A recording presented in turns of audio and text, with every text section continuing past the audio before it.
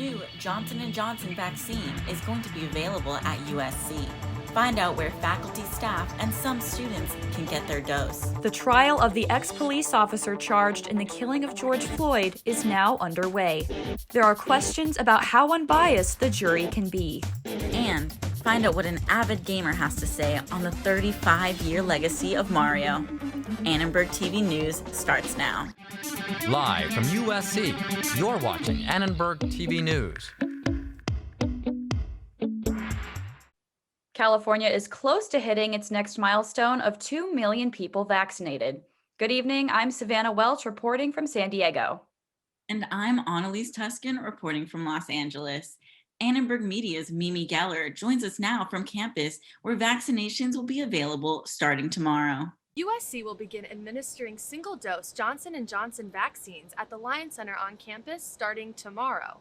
All university employees and student workers are eligible and encouraged to sign up. The university sent an email to students saying eligible faculty, staff, and student workers can get the Johnson & Johnson vaccine at the LILIAN Center. A Keck professor says the announcement is a great step toward vaccinating more people in the community. The LILIAN Center has been vaccinating USC faculty and employees and students since I think certainly since January. I'm trying to remember when I got vaccinated. So having a place like that set up really makes sense. And especially somewhere like the LILIAN Center, people know where it is. And when you go inside that building, because the gym has been kind of repurposed as a vaccination center, I think it gives people a great sense of safety. Students can visit myturn.ca.gov to check their vaccine eligibility. And students looking to get vaccinated at the LILIAN Center must submit their vaccine records to their health portals before making an appointment. Back to you, Annalise and Savannah. Students, faculty, and staff are required to complete their daily Trojan check if they come to USC. Reporter Lillian Gonzalez shows us how some students are reacting to the new in-person opportunities on campus. USC's campus is starting to reopen. The university has been preparing to resume in-person activities. USC sophomore student Bobby Vong is feeling hopeful. I was excited to, and I was planning to use the different facilities just because I know that there are a lot of resources, especially with the library reopening up. I definitely want to study at USC with other students at limited capacity, of course. Starting March 15th, Levy Library will be opening for independent study.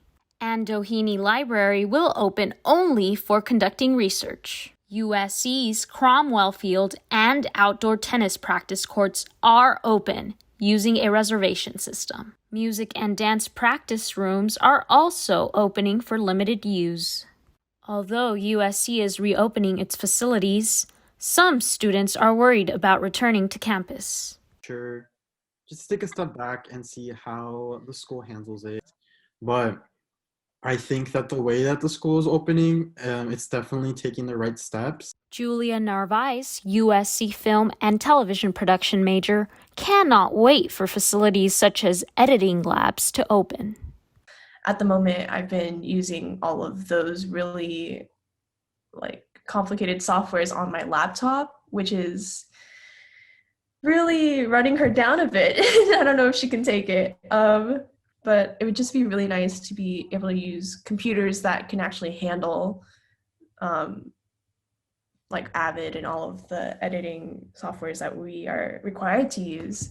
If you are planning to visit campus, you can also schedule an appointment online. USC's bookstore guests are required to complete the Trojan Wellness Assessment before arriving on campus. Now with campus facilities slowly reopening, we are finally starting to see the light at the end of the tunnel. For Annenberg Media, I'm Lillian Gonzalez. The House passed a $1.9 trillion stimulus bill that President Joe Biden is expected to sign into law Friday. The bill, dubbed the American Rescue Plan, provides $30 billion for emergency rental assistance, extends unemployment benefits, includes nearly $40 billion for higher education, and increases the child tax credit. We talked to a community college student about receiving a stimulus check. I felt relieved, I'll be honest. As a student, I need that money. The first two that came through, I used them for a lot of very necessary things that I had to either get for school or bills. And now I'm planning to do the same. I'm just waiting until it gets into my bank account. I have to pay a couple of bills, and I'm just like, I'm waiting on it. So it's something that is needed, and I know I'm not the only one. To be eligible, students must have a social security number and make less than $80,000 per year. For students who are dependents, the stimulus money will go to the household. The vaccine rollout may be underway, but some states are placing more restrictions on who is and who isn't eligible for the vaccine. We talked to one man in Alaska about the less restrictive vaccine policy in his home state. I wasn't really given any instructions from the email that I was sent. I figured I should bring my ID just in case, which, I bring anywhere I go, driving anyway. And, I never left my pocket and was never asked for it or anything. It wouldn't surprise me if a bunch of people just came up to Alaska to get the vaccine. With it being open to 16 and up now without any other prerequisite, I think people will. The federal government distributes vaccines to each state based on the percentage of doses successfully administered and the number of residents age 65 or over. After that, it's up to the states to distribute the vaccines as they choose. We don't have any kind of central agency that really tells us how or when and why to deliver health services of any kind. Though, let us say, the CDC can make recommendations, it's up to a state health department to apply that locally for an individual state, and that's in our Constitution. More than 18% of Californians have received at least one dose, and nearly 96 million doses of the vaccine have been administered across the U.S. It looks like some Los Angeles students may be back in the classroom next month. LAUSD and the Teachers Union have reached an agreement to resume in-person instruction within the next 6 weeks. LA teachers and staff will be vaccinated before going back to the classroom. Schools must also enforce social distancing guidelines, sanitization, and ventilation of indoor areas. The county expects to move from the purple to red tier as COVID numbers continue to decline.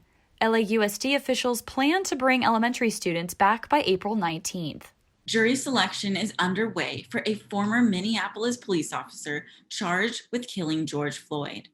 Taylor Milner reports on whether it is possible to seat an impartial jury for this high-profile case. America will never forget what happened this day last May. A video captured an officer putting his knee on the neck of George Floyd for 8 minutes and 46 seconds. As of today, 5 jurors have been selected in the trial of former Minneapolis police officer Derek Chauvin charged with the killing of Floyd. A jury consultant believes the justice system works most of the time, but it may be challenging in this case. Certainly in a case like this, with as charged as attitudes, as polarized as attitudes are toward Black Lives Matter, as polarized as attitudes are about police brutality in general, and with as much circulation as the George Floyd video has had, this is a little different. This one's going to be a very, very extreme challenge. This one's going to be difficult. But a law student at Thomas Jefferson School of Law says our personal experiences dictate unconscious biases, making it impossible to have a jury that is impartial. Everybody has these unconscious biases that always come into play, and that's why trials aren't completely unbiased. I think just the attorneys can just do their best job of trying to eliminate some of them, but no, I don't think it'll ever be completely unbiased. The law fully protects cops, and it should. Cops, they're public servants. They should be public servants, and they do. They put their lives on the line every day. I have the utmost respect for cops, and so the law does a lot to protect them. However, on the flip side of that, many times we've seen it protects them even when they're wrong. 14 total are needed before the trial begins. The jury selection is expected to last several weeks, with the case likely to start the last week of March. For Annenberg Media, this is Taylor Milner. Tomorrow marks the 10-year anniversary of the second worst nuclear disaster in history. The impact of the Fukushima accident extends far beyond Japan. In other countries, this certainly led to a lot of reflection about the accident by the nuclear industry and the nuclear regulators. And most countries agreed that nobody was regulating for a situation where more than one reactor at a particular facility would melt down. And so additional backup systems were needed and were put in at a lot of places. A magnitude 9.1 earthquake struck Japan's coast, triggering a tsunami that killed more than 18,000 people. The floodwaters caused 3 nuclear reactors to melt down, releasing radiation throughout the region. We spoke to a USC student and a professor affected in different ways by the disaster. A decade after 3/11, I feel like it's a somber moment in many ways because we saw this deep impact upon the people of the Tohoku region and more broadly in Japan. But it's also an opportunity to celebrate the resilience of the people of that region and the ongoing renewal as they deal with the incredible loss from the past. I think for me, it just like reminds me of like the displacement that a lot of people feel when they like were born in another country or like or come from 2 different places and live in America, because it's like this really strong like emotional feeling to like where you come from or where your family's from, but when you're so far away, it's hard to feel like you can do anything or like your feelings about it are valid. Japan is determined to reduce its carbon footprint, but the country is reluctant to rely on nuclear power as a solution for fear of another accident.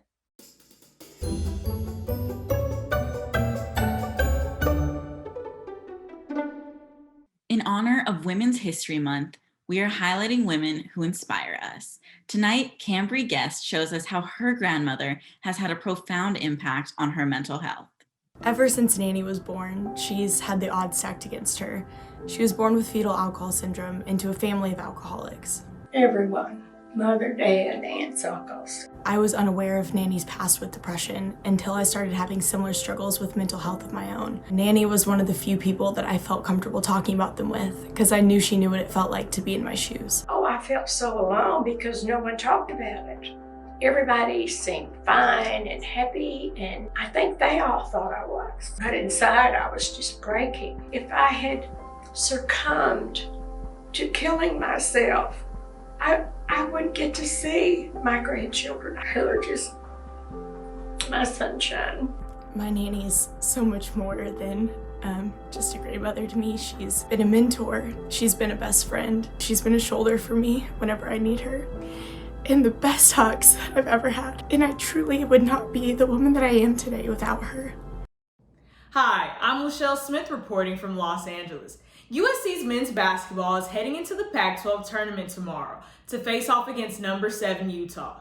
Head coach Andy Enfield feels his team will compete at the highest level. We understand that this COVID year, it's been challenging and difficult for all of us, and we're excited just to go to Las Vegas where everybody has a chance, and then the NCAA tournament the following week. And so we are confident, we're playing well, and look forward to going competing. Trojans are ranked number 2 in the tournament, and some of that success can be attributed to their strong defensive presence.